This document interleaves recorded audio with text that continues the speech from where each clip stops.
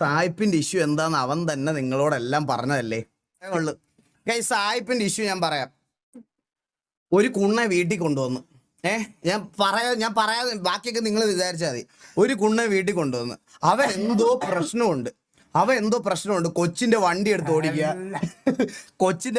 ഓടിക്കുക, വീട്ടിലത്തെ കൊട ചവിട്ടി ഓടിക്കുക, കൊടയൊക്കെ ചവിട്ടി ഓടിച്ച് നാക്കൊക്കെ കടിച്ചു പിടിച്ച് കൊടയൊക്കെ ചവിട്ടി ഓടിക്കുക.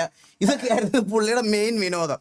ഓക്കെ, അന്നേ എനിക്കൊരു ബാഡ് അടിച്ചതാണ്. മെയിനായിട്ട് ഗീവ് അവേക്ക് കൊടുക്കാൻ വെച്ചിരുന്ന ഫോണിന് പകരം അവിടെ എന്തോ ഒരു സ്റ്റീലിന്റെ കുണ്ണ എടുത്ത് വെച്ച്, മനസ്സിലായോ?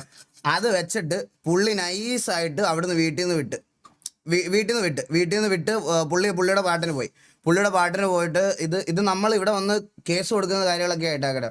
ഇവിടെ സ്റ്റേഷനിൽ വന്നപ്പോഴും ഈ സ്ഥാപനത്തിൽ വന്നപ്പോഴും അവരുടെ കോൺവെർസേഷനിൽ കുറച്ച് അവർക്ക് കടക്കാർക്ക് നല്ല വിഷമം വന്നു. കാരണം അവർ കുറേ നാളായിട്ട് ജെന്യുവനായിട്ട് നല്ല രീതിയിൽ അടൂര് ബിസിനസ് ചെയ്യുന്നൊരു സ്ഥാപനമാണ് ഈ പറയണ എക്സ്പീരിയ മൊബൈൽസ്. വർഷങ്ങളായിട്ട്. കാരണം അവർ ലൈവിൽ എല്ലാവരും കണ്ടത് അവർ ഫോൺ കൊടുത്തത് ശോകസാനം എന്നുള്ള രീതിയിലാണ്.